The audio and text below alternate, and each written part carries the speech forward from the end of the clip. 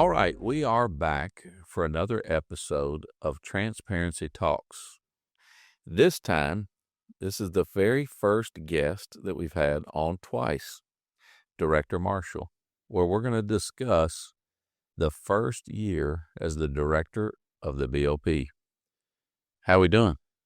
I think we're doing okay. We saw the tip of the mountain when we first got here, and now I think we can see at least the whole mountain anyway. So let's just talk about that. That's a great place to start because we walked in to an interesting situation, didn't we? We did, and it was you know the urgency feels so much greater when you first get here. You want to try to do everything all at once, and you're good for me to let's prioritize what our needs are. Let's put out as many fires as we can, the smaller fires, and then start looking at the bigger picture. So coming in here and just understanding what the reality of it was versus the perception that we talk about all the time. That was the biggest thing for me. It's kind of like, when you're playing quarterback, the game's moving so fast and you don't really start to make up any ground until it slows down for you. And so I think right now it's slowed down to the point where we can actually get our arms around it. And I really think that we're starting to make some real progress. I feel pretty good about that. So let's talk about what what we inherited, okay? Because I think, every day that you go in this job, you can kind of forget where it all started. That's Like, why that's why you keep lists, and I keep going back to those because you forget, right? I yeah, mean, we talked yeah. about the list that we started with. And then a lot of people don't understand, right? They think you can just come in and get stuff going day one. Let me tell you, $600 million deficit, a tremendously understaffed workforce, obviously underfunded, a workforce that has voted this place the worst place to work in all of federal government for the last 2 years and either last or second to the last for a total of 10 years. Facilities in disrepair, you and I talk about this all the time.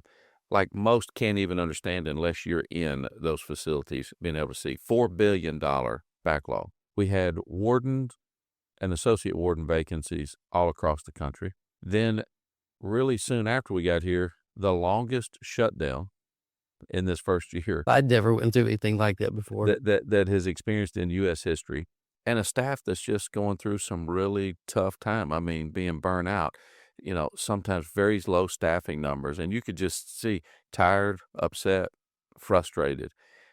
And then we walk in the door. What was it like as you come in, walking into such a difficult challenge? Yeah, I felt pretty comfortable with the overall situation when I talk about not specific numbers, but the situation because I inherited something similar back home. It wasn't to the degree or to the size, but it was very similar. I think that the approaches that I was able to take, they applied on both sides. So that was encouraging. I thought I could. I knew of a way out of it. Now, keep in mind that $600 million is still there. And then you talk about the government shutdown. We just realized that we probably weren't going to get the budget that the president had proposed for us. And, the president has been so supportive of us and wanting to get us to a different level than what we are. But right as we're learning that we're probably not going to get the budget he proposed, well, guess what? We're going to shut down. Now, when people say we shut down, I had friends and family saying, "What are you doing during the shutdown?" I said, "Are you kidding me? I haven't stopped. I mean, we are working probably harder now to keep things afloat than we were before." And I was expecting, you know, countrywide, you know, lockdowns. Um, I was expecting a lot of noise, a lot of chaos. And what I found was they just kept right on moving along. Like everybody was used to it except for me. Like I was the rookie, right? When it come to a shutdown. You were there with me as well. We'd never experienced anything like this. So we didn't know what to expect. Everyone around the table, the executive team table, kept telling me, it's going to happen. It's going to happen. Now, what you discovered and what I realized was I was disappointed to see there wasn't a real plan in place for those things for those who've experienced those in the past. So when you go through those types of things, I think it makes you stronger. I think it makes things more clear for you going forward. Some of these things that you talked about, the money, the staffing, the facilities, we're still dealing with it. These are things that aren't going to go away anytime real soon, but we are starting to lay the foundation going forward to fix these things. And I think to fix them for long term. Now, I think that's the key, that we fix things that are going to be fixed. As I say, I don't mind helping you, but stay helped. Okay. So we want to try to fix these things, lay this foundation out to where it lasts for years and years to come, long after you and I are gone.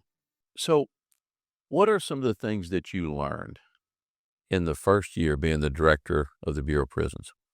I think the first thing was I was surprised that the situation of the Bureau was a little worse than I thought. You and I were told a lot of scary stories about the situation we were coming into. And we were asked several times, at least I know I was, why do you even want this position? Why would you want to take on this challenge? And me knowing you and you knowing me, we were excited about the challenge. But it was a fair question. We had several directors, I mean, of the states, several former directors here going, "This isn't what you want to do." And I had several people that were interviewing us for these positions or meeting with us, asking us the same questions. Maybe somebody smarter would have went the other way, I don't know. But the opportunity to work for the president, to work for President Donald J. Trump, it was just so intriguing and just such a fascinating opportunity for me. There was no way I could turn away from that. But the situation of the Bureau, and I'm talking about the operations, the day-to-day, activities were a little worse than I thought, but the people that we had were better than I was led to believe. And so, there was a lot of talent in the talent pool or on the team.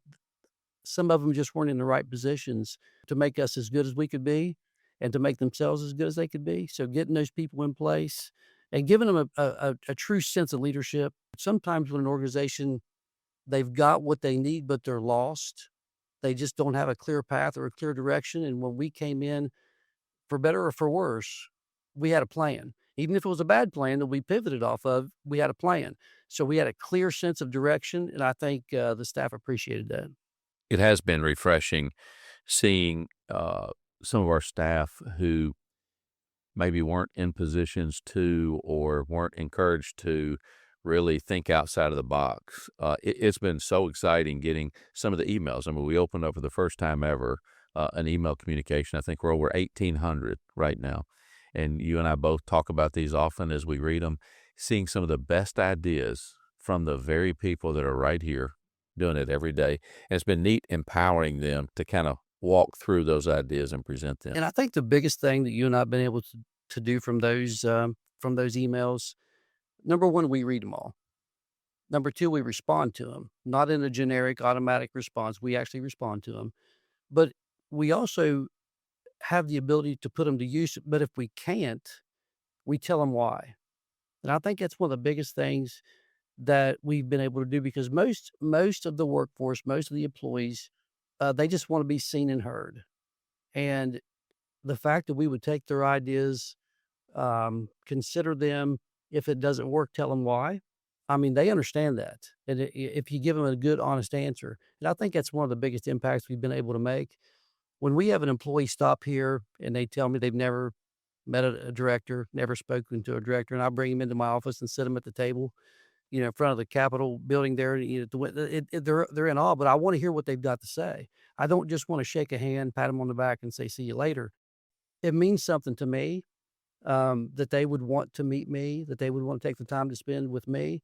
So I want to make sure they understand that it is important, that I listen to what they have to say. You've been in the Bureau 20 years, you probably know a thing or two, I would think. And, you try to take that and you try to run with it, but give them just clear communication. I think that's been the biggest thing that you and I have been able to do is that we're genuine and honest. They may not like the answer. My grandfathers were hard truth kind of guys. I mean, it was like a sledgehammer to the forehead. I mean, if you didn't want to know the answer, don't ask the question. And so I think maybe we got a little bit better bedside manner than that, but we'll give you the answer. And if you don't like it, we can talk about it. But we're gonna give you a clear direction. I think they deserve the truth. They absolutely do. I had a situation where I went over on the Hill, and I won't mention the specific names, but we had a, we had a member of Congress that's been around a while, and the idea was to go over and talk to this individual and just kick the can down the road. And I said, I'm not doing that. That's not who I am. And when I walked in, I instantly had a connection with this guy, kind of like a grandfather. And I showed him the respect that he deserved. And I didn't give him any promises that I couldn't come through on. And he understood that. He accepted that. And it was probably, I was told from the people that were with me, probably the best meeting they've ever had with him, because I wasn't going to tell him I was going to do something that I knew in the back of my mind I wasn't going to. I will not do that. Now, he may have not liked the answers or the result of the question, but that was the truth. That was the truth where I was sitting that day, and I think he understood that and respected that. Something you say that I think is interesting when people are asking us, my gosh, big system. How are you keeping up with the pace of things? I often say, I didn't work this hard climbing out of poverty. We're over here grinding, but it's not because we're reacting. And I love your answer. What do you say when somebody goes, man, Bill, how are you handling this pace that it just is putting you through? Well, it was just like when they were talking to us about the shutdown. I'm like, I mean, the pace is what we're setting. Like I think before we got here, the Bureau was kind of riding around behind the pace car, waiting for that green flag. Well, the green flag is dropped now. Okay, we're racing and we're leading this pack, and we're pushing. I think the Bureau farther and faster than it's ever been pushed before. Some of our staff get a little uncomfortable with that. I understand that. We're not here to break any rules. Okay, we're not here to violate any laws or policy. But we are pushing and pushing and pushing because we know. I mean, Josh, we've been here a year. I mean, in a blink of an eye, we know that we've only got a certain amount of time to get things done. So we're the ones setting this pace. I tell individuals that ask me that, hang on, buckle up, hang on, because I mean, we're going as fast as we can go. We're pushing things as fast as we can go. Sometimes I get a little ahead of myself, and we got to be reeled in a little bit because of certain, whether it's financial restrictions or staffing restrictions. But we're the ones setting the pace, and you push me, I push you. You and I have difficult conversations sometimes, but we always come back to the same goal, right? We're all in this together, and I don't think people appreciate or understand the love that we have for one another. That we can fuss at each other, but it's always respectful, and I love that. I love the fact that you challenge me and you push me. Sometimes you push me to the point where I'm not really comfortable with that, and that's unusual for me because usually I'm the aggressive one, right? But I really appreciate that. I think that's what you do for me to make me better, and hopefully I do that for you. You know what I love is that it's not about us, it's about this agency. 100%. And so if either of us are debating or talking about something and doing it, the whole goal is the success of this agency, the success of the people in it. Yeah, the difficult conversations aren't about us. Yeah. It's about what we're doing for the Bureau, and I think that, hopefully everybody sees the passion we have for it. When I go around to the facilities and I talk to the staff and the officers and whatnot, I hope they see how genuine I am in regards to how successful I want them to be. I want them to be looked at like they deserve to be looked at. I want them to be looked at for all the important work that they do. And I have a real passion for it. And if I felt like that I was just kind of going through the motions, I wouldn't be here. I'll be honest with you. I have no interest in that. I have no interest in having a job or a position that doesn't matter. I want to be challenged. You want to be challenged. We can honestly say neither one of us really have to be here. We're here. We're spending time away from our families. A time that we consider very valuable. But we're here because we want to see this Bureau succeed. We've taken on this challenge. I've never quit at anything in my life. I'm sure you haven't either. And so those think about the hours and hours that we've spent together having difficult conversations over nothing but this Bureau. What can we do for the people of this Bureau to make them happier, to make them healthier, to have a better work environment, and have a better Bureau? So you got in a little before I did, and you've been in law enforcement and corrections now for 30 This is my 36th year, believe it 36 or years. not. Yeah. Okay. So this is my first year. Yeah. I've been around it, been involved in it. Right. I've been studying this for a long time. And I firmly believe, and frankly, we're getting to hear it all across the country, that your first year in this agency has probably been the most transformational year ever in the first year of a correctional environment, much less one of the most difficult environments there are to be able to create change in. I'm going to go just through a few things because you and I don't even remember some of these as we go And through that and because that we're knocking these things out that's what we're talking about. We as go we back do at it. those lists and we're like, "Hey, we've done okay here in a couple places," you Yeah. know? Yeah. So we have, for the first time ever, conducted warden interviews. Who would have thought that they weren't interviewed before? Okay. We had about 39 vacant when we walked in, associate wardens, 21 wardens. Soon after we got here, after some of the retirements processed and those things, 65 associate wardens vacant, 29 warden positions vacant out of about 120 prisons. We have conducted 93 warden interviews. Okay, it's actually taking a little more than that. We hired 14. We have just approved a little over 20 more. So that'll be somewhere around 34 warden positions hired, about 28% since you started. 228 associate warden interviews, out of which we've hired 59. We've now began, even in warden interviews, transferring.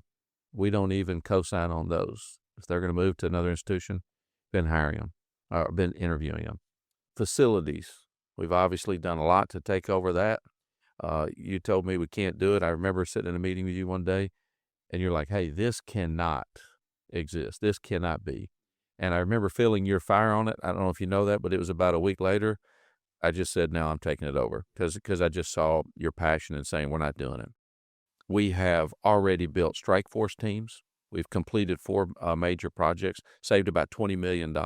6 of the 8 strike force teams have used inmate labor, and we've been changing the things around that.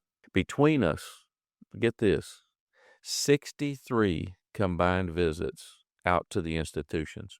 We've conducted, you've been able to get out and do 11 staff recalls, even with all you've got going on. I've done 30, so 41 staff recalls total. We've done staff recall for everybody in central office now. But those have been really impactful. I hear a lot of great positive information for that. Out of the things that I just mentioned, and maybe you end up talking about what we've learned at these staff recalls, when I think for the first time, we hold our staff recalls and we actually let them speak. We don't just run through, hey, make a little 1-hour presentation or walk through. In fact, I don't think they did staff recalls for quite a while on the director level. Out of those things, leadership, staff recall, what are some of the things that stick out to you that you might be even the most proud of? Well, I think, getting out to the facilities was important. I know it was important back in my home state, when I was able to get out because, coming off COVID and different reasons, there wasn't a lot of leadership, at the top level going to the facilities. But I think getting to the facilities like you and I have and walking the hallways, and when we talk to somebody, and I mean somebody, I'm talking about our team members, our staff, really wanting to listen to what they're giving us. I learned so much from talking with staff while at a facility that they will openly talk to you when you make yourself approachable that they wouldn't normally say and maybe even in an email because they get that face to face with you. I hope that everybody believes and understands how approachable we are. And when I break away from the pack to go talk to somebody, because I just consciously can't walk by somebody and just give them a flip of a hey or whatever. I wanna talk to them, find out how long they've been there, and you will get what is important from them. Trying to get the facilities in working order, these little things that drive our employees crazy, they deserve to work in a safe, healthy environment. They shouldn't have to deal with those little mundane things with, door locking systems not working the right way, with ceilings leaking, with plumbing leaking, fire suppression systems that aren't acting the right way. Things like that that they shouldn't have to worry about because they've got so much to deal with on safety and security. The type of structure that you've put together with the leadership of Justin Thornton, that is really starting to take shape, and I'm really hearing a lot of positive things from that as well. They are doing amazing, and when I talk to outside stakeholders, and, I talked to one just the other day, and he said, "Let me tell you how much I love Justin Thornton." I said, "Well, how you'd have a hard time loving him more than I do," and I know Josh does too. I said, "Because they're doing some amazing work." And, it's Justin leading the charge, but there's a lot of great work going on by a lot of other people as well. But just the equity that we've already gained with the Bureau by just being out there and showing that we have a genuine love for what we're doing. But I really think that's probably been the biggest impact, like, immediately, that we've done, be able to walk the halls. We've definitely learned a lot being out there, right? It's been amazing because, there's what I call corrections 101, where it is corrections. I mean, it's no matter where you are, that's what the corrections are. We had, another state, director here yesterday, and they had the same things going on, so we're able to share things. But to see it at the level that we do it at and the other things that we do beyond the corrections 101, I've learned a lot. In response, I've been able to help, I think, so as you have as well. So a few other things. I mean, and these are all major things. On the inmate side, we've processed over $1 million in donations from outside stakeholders. That's never been done before. People saying, "Hey, we want to be involved."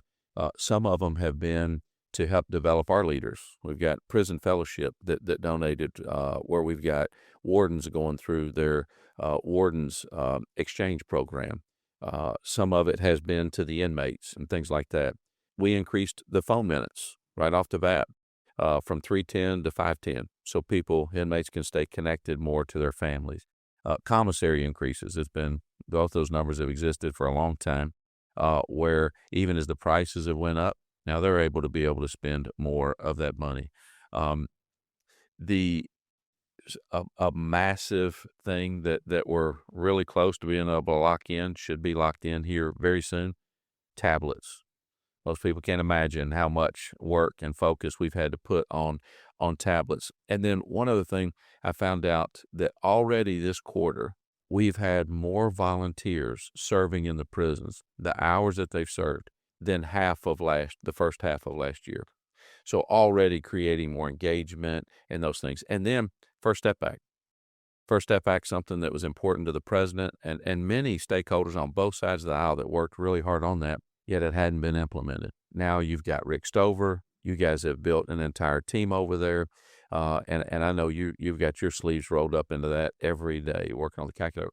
Out of those things, what are some of the things that stand out? Because again, we're grinding through these. We do them, and then we go, oh, well, we did accomplish that. We have a real, intentionality when it comes to FSA. That was one of the biggest things that was talked about when you and I, were going through the process of being where we are. I realized how important it was to the president immediately. When we were talking to the, individuals that were interviewing us and meeting with us in regards to these jobs, the fact that when I came in, that we were kind of pioneering a lot of these things with FSA was kind of shocking to me because it'd been around for a little while. But, and you mentioned Rick Stover, who's been a great leader in that, category. Even to his admission, there just wasn't that focus that should have been placed on that program and being utilized as good as it could have been. The fact that we stood up the first ever FSA department, we're starting off with 15 individuals. The fact that we located and with your leadership, over 70 positions that FSA was paying for that had nothing to do with FSA. Those are types of things that we had to right the ship on. And so I think that's probably the thing that stands out because that's even outside stakeholders. That's still the thing they talk about all the time, right? Is this person's time credit correct? Did they get enough credit for the program they were in? Are they going to get the maximum amount of credit that they would deserve? Are they going to be eligible to get to halfway houses, into home confinement, et cetera? That's been probably the biggest move of the needle we've had. I'm proud of that. Now, don't get me wrong, we have a ways to go yet. We've got a lot of things that we're talking about trying to improve on. We're talking about changing language in the statute, maybe giving me more authority to move people through under the rules, of course, but giving me the ability to move people into halfway houses into home confinement, which would be huge. If we can lower the inmate population, that takes the stress off our staff, of course, and it's not as expensive for the country as a whole. But I think the FSA is where I would probably be the most proud of. Um, but with saying we've still got a lot of work to do. Yeah. So right now, because of the cancellation of the collective bargaining agreement, thanks to President Trump's leadership, this agency now is able to move through policy transformation. And I don't think people understand how much is going on behind the scenes right now with that. Before, all of these had to be negotiated and back and forth. We've got 102 policies currently in progress. 12 you signed, I think, a week or so ago. I think there's 27 on your desk to sign, and I think we do that tomorrow. Yeah, There's some policies there that have been 30 years, 30 years, 20. 28 Mhm. years. I remember as we've sat down going through all the differences of the policies, several of them that we heard from staff, right, that were saying, hey, this is holding us up. This is a problem as we've been out there. We just changed kind of the discipline program where they're able to do it very quick. We're Right. moving through some of the backlog of very simple things that they've done. Somebody didn't come to work or somebody didn't do something a day. They're not held to answering those for a year or whatever. Several policies that have been going on. I mean, this is transformational time, and we just got this ability. And kudos to all the team because it's frankly, it's not just you and I rebuilding it. It's literally Bureau of Prisons Sure. team members that are involved in these policies saying, all right, hey, this hasn't made sense for a long time. Why are we still doing it? Yeah, and, I've always been a huge policy and protocol type of person. From my early days at the state police, I was like a 3 or 4-year trooper, and, they asked for people to be on policy committees, and I volunteered. Now I was told by a senior guy that I admired to volunteer, but I'm glad I did because I learned so much so quickly. You've been around corrections for a long, long time. You've worked with different state agencies. You've been around the globe. I've been around law enforcement and corrections for a long, long time, and things have changed so drastically over the last 28, 29, 30 years that when I was reading the policies, and I read all 300 and some of them, it'll put you to sleep. Some of them will, trust me. But I did exactly what you said. I'm like, well, this don't even make sense. And there was a number of policies that could have been merged together that, that were really, really simple, what we call low hanging fruit. But, even back to my commissioner days in West Virginia, we had not consolidated all the policies, 3 or 4 years after consolidation of all three legacy agencies there. And so I was big on pushing that through. Your policy is a living, breathing thing. If it's not working for you, you try to build a policy that meets the needs of what we are now.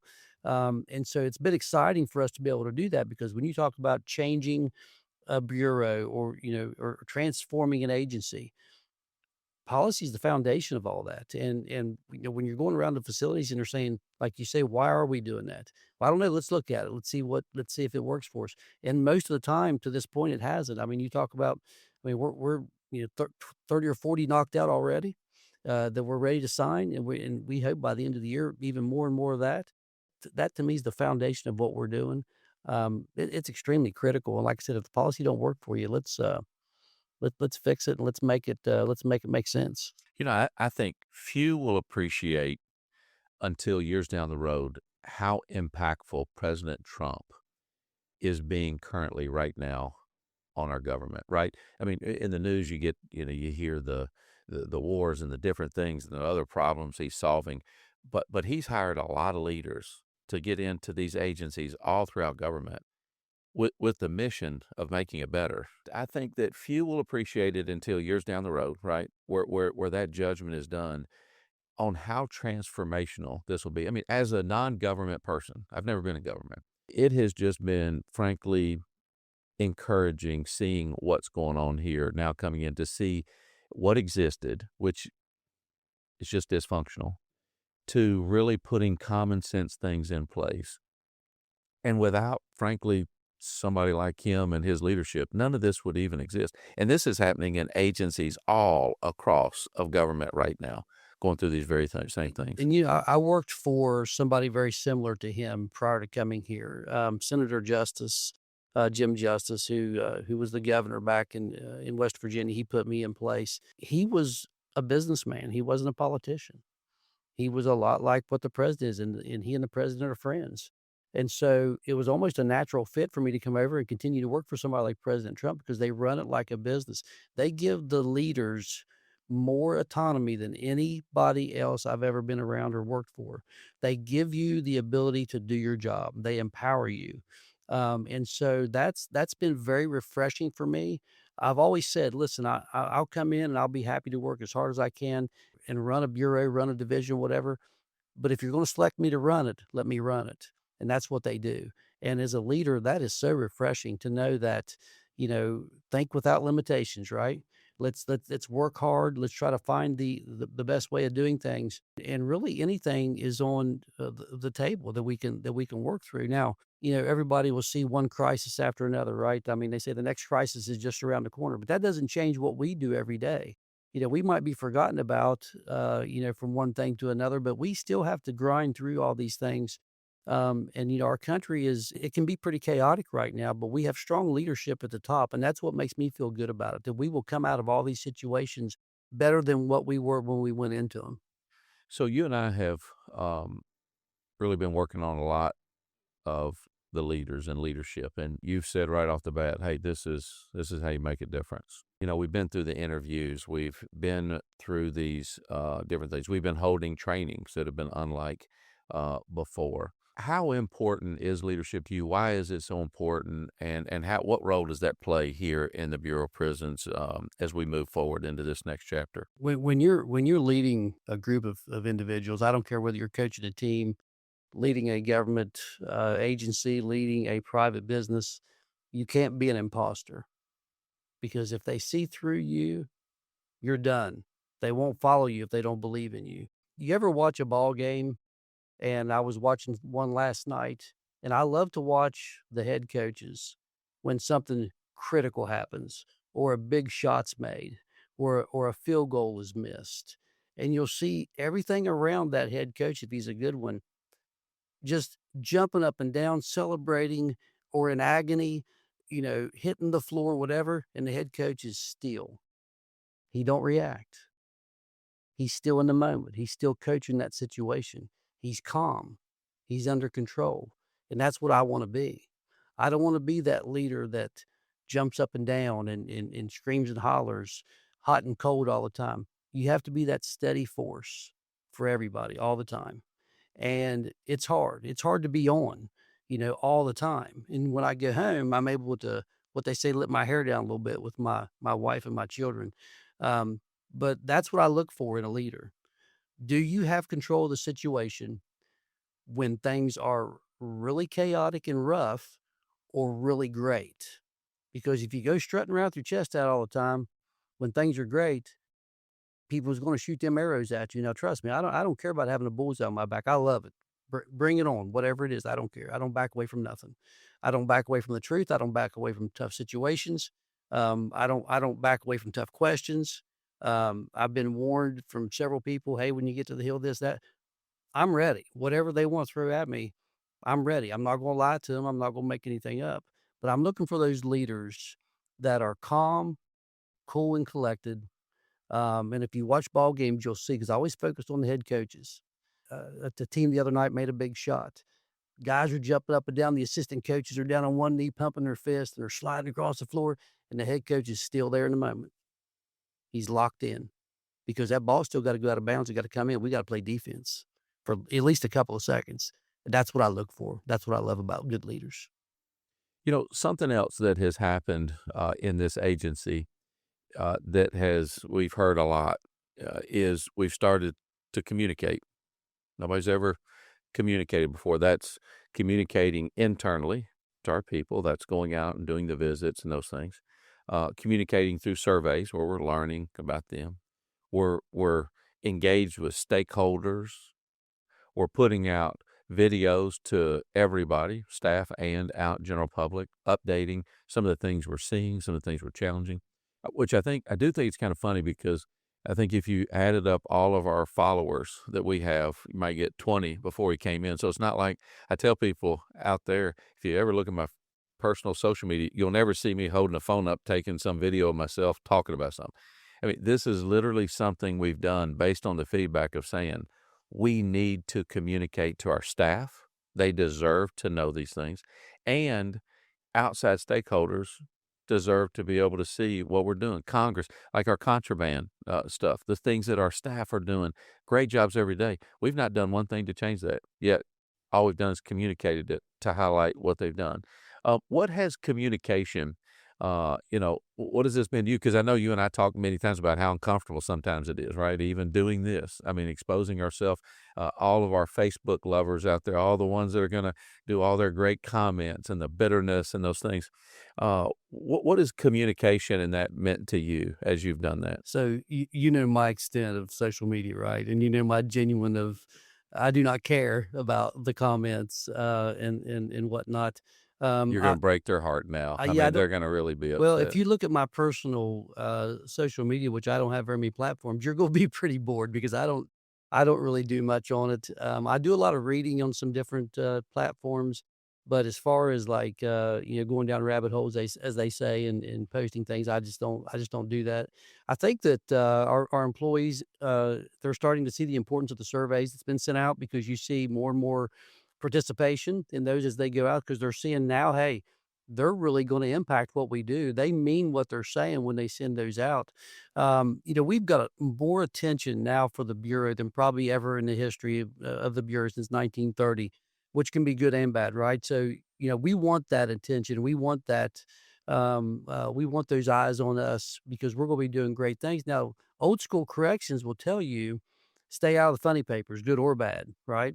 Well, we've kinda gone against that, okay, because we've got a lot of people that are interested in us, outside interests, high profile, individuals that really wanna help us, and so I think the communication that we have developed with the videos, with the visits, etcetera, has been really impactful because you hear all the time, well, we're so disconnected from central office. We never hear from central office.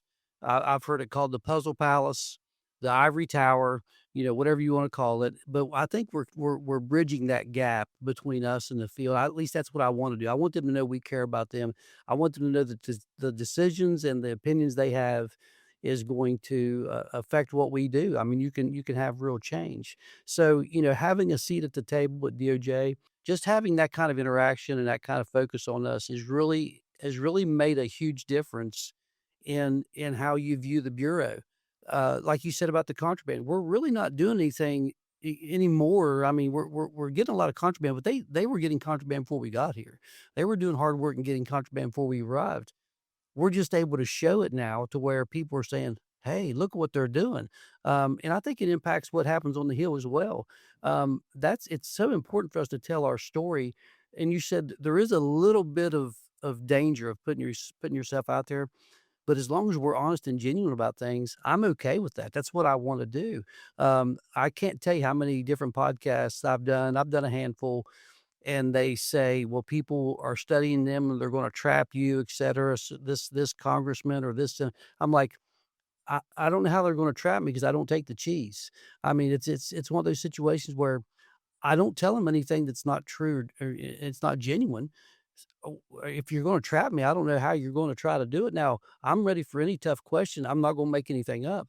But those communications, I think, has put a light on the Bureau that is a positive thing, because now we're looking at state agencies across the country saying, "Man, you guys are doing great work." Well, what they didn't realize was a lot of those things were already being done. We're just showcasing it now. We're showcasing the talents of our individuals that we talked about that we inherited. We've run the bad actors out. We're showcasing that as well. So that's a big thing as well. So you wanna see their good, but we're gonna show you the bad also. We're gonna pull the curtain back. "Hey, listen, come in, see what you see, tell us what you think." And I think the communication has been huge. And it'll continue as long as I'm here, and I know it will as long as you're here. And we're not about patting ourselves on the back. That's not what this is about. This is to showcase the Bureau. This is to showcase our people that have stood this Bureau up for decades. That's what this is about. Absolutely. Your focus from the beginning on a staff that has been, I mean, just a very difficult workforce. Again, we talked about how they voted this is the worst place. By the way, I just found out, just a couple of weeks ago, I've said that, man, you voted it the worst place to work. I just found out there's over 400 government agencies that they voted that in. I Yeah. mean, that's and If you're a football coach and you're the defensive coordinator, and you're ranked 400 or you're rated 398th out of a 400, how long do you think you're gonna keep that job? You know? Not long, I mean, not long, you're not stopping not anybody. long. So what do you know, you So, gotta make some improvements I somewhere. like what you said. You say something like, "It's not like we inherited," you always We use did the not inherit the 1960s Vince Lombardi Packers, there you okay? go, there you go. Or the 1970s Dallas Cowboys of Tom Landry. I mean, you know, we inherited an outfit that had talent. I think we need to do a better job building our bench, but we had talent. They just needed those right leaders to get them fired up, to show them that we believe in them, put them in the right position to succeed, because that's what every leader, good leader does. You take a person that may be struggling in one area, but you see talent, you see a good person there, find that position for them to succeed in, and then you'll see what happens. And it's exciting when you see it's so exciting for me as a leader when I see 2 or 3 young people develop into good leaders, inspired by my leadership and inspired by your leadership. It's good to have that young energy. That and when I mean young, you could be in this bureau for 15 years, but you're a new lead, you're a new supervisor, a new leader. I love seeing those leaders develop. I love seeing people succeed under us. I love seeing people that want my job. That's what I want. A lot of people will kind of keep things at bay. They'll keep some trade secrets in their pocket. Not me. Not you. I want you to want my job. I want you to aspire to be who I am. I want you to think like, being at the top, and, that's gonna develop a great, successful bureau in my mind. Mm. So it's been a challenge, right? When you have no money, you got this deficit, to how to show appreciation to the staff. Now, thankfully, we had the big, beautiful bill, so we were able to do some things to focus on some of our most hurting staff, some of the retention pay in certain places, some of the focused in some of the struggled positions we've got. Sometimes it was area specific, taking just a few dollars to be able to do that, to try to point it in the right direction to help as many people as we could. We've listened too, right? There's some things that don't cost money. So we've tried to listen to the schedule, and we've asked their opinions and gotten the survey results back, and really looking to say, all right, how do we improve this agency? Why has that been so important to you in your first year? I think it just shows that we genuinely care about our people. I think when they see us working and they see us pushing and they see us talking about things, I think they feel like at least they're paying attention. At least they're trying to do something the right way. You talk about the money, the spending plan.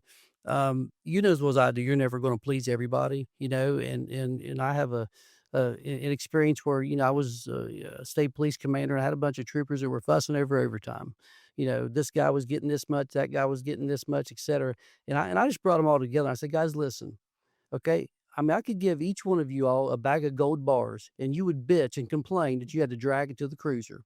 Okay. I'm like, guys, we can't solve everybody's problems here, but we can collectively work together to where everybody can end up at the same pot of money, but we have to do it together. We can't be divided here. So, those are the types of things that, the spending plan that you put together with Llanero Burns and others to try to get some retention bonuses out there, to try to show the people that, especially through the shutdown, how much we appreciated them.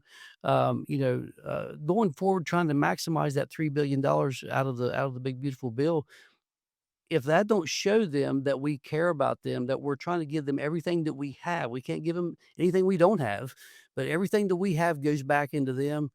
I mean, what more could you ask for as an employee? As you reflect over your first year, um, what do you see? Well, we'd mentioned it earlier. It's a shame that the financial crisis exists for the Bureau. I'm encouraged by the amount of talent that we inherited. I'm encouraged by the amount of talent that we have brought in. I think that we've brought some outside people in that have really made a difference because they've had a fresh perspective on things. I think that has been very, very important because they brought ideas from other areas. You say it best when you say, "I don't have to make that mistake. I've already seen that mistake made. I just use it and as an experience and move on." I love the fact that we've been able to put people in certain positions to succeed. I love the fact when I call someone and say, "Hey, we've selected you as a warden at this facility," the pure joy and satisfaction they get out of getting that call. It fires me up a little bit. I've been glad that we have people that really want to do what they need what we need them to do to make a successful bureau. I'm really impressed by the fact that we have people that'll go from one side of the country to the other for the mission. I could be honest with you, I'm not so sure I'd have been that guy at one point. But, here I am, away from home, 5 hours, 5 days a week at least. But, we make a phone call, we need a leader, and they're on the West Coast. Well, next week they're gonna be on the East Coast because that's the mission. I'm impressed by that as well. So going into year 2, what's the hope? I hope that we have put out most of the bigger fires. I hope that we have set the culture. At least they understand what our mission is and what the culture is. Just little things like setting up the diversion programs, getting people to see that there is an end in sight to some of these silly things that they've had to deal with. But I'm hopeful that they understand now what you and I are. We're not the new leaders anymore. I mean, we're at a point now where we own this stuff now, right? I'm not a big blamer on the past anyway, but we don't deflect things, and so we're not the new leaders. We are the leaders. But we've I think we've put out a lot of the fires that we inherited. We still have the budget issue that we're dealing with. I'm so thankful for the big beautiful bill money, the $5 billion that President Trump gave us. I'm hopeful that we can utilize that money to really make a difference for our bureau. You talk about the $4 billion in deferred maintenance, the facilities, the way you've structured it, the way it's been worked through right now. I feel very good about what we can do and to maximize that money we've been given. But I guess the biggest thing is to see this is who we are. We've been this way since day one. We're not going to change our mindset. We have a core set of values that we want to stick to. We understand the mission of the Bureau, but we've laid out the culture. As my grandfather would say, I equate them all the time: get on the bus, get off the bus, or get ran over by the bus. This is what it's going to be for the next however long we're here, however many years we're here. This is the standard we're setting. And it always kind of shocked me when you tell people, listen, just do the right thing. And they look at you like, they don't know what you mean. So you have to drill down a little bit deeper on that. But doing the right thing, treating people the right way, making sure that we're still advancing. I mentioned the FSA earlier. We still have a lot of work to do, but it's a heck of a lot better today than it was this time last year. I can assure you that. And I think it'll be better tomorrow than it was today. And I can assure you that because we will be working hard to get that done. Well, I just want to tell you, it's been this year has been an interesting year, or the time that I've been with you, most of it. And watching your leadership, your passion, your care, the focus, the intentionality of making it happen, it has been just frankly for me refreshing to be able to serve on that. And I don't say that because I don't have to say that. Again, this is a job, as you pointed out. We could leave at any time. Our retirement doesn't come from here. One of my really close friends asked me, and I told you this recently, "Hey, are you and Josh still getting along?" Getting along? I said, "Yeah, we love each other, man. We're having a great time. We're in it." And they're like, "That's so impressive," because we really haven't known each other all that long, right? I mean, so about a year and a half or so.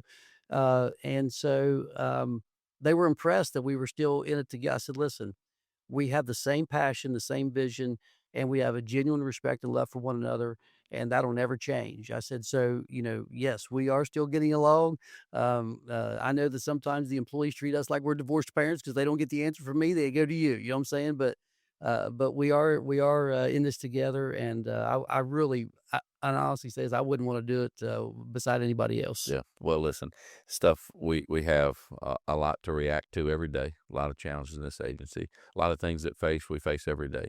But it has been a pleasure getting this, to this point, and it is exciting to see what your leadership is for another year. What, as the team gets together, as we're getting some of these things figured out, what can be accomplished now that we're getting things right? And so, hey, listen, you're the first one that's been on 2 of these. I feel honored, We'll just go ahead and plan the one next year, Okay. And then we'll be able to reflect just like we did today. I love it. Sounds Yeah, great. looking forward to it. Thank you.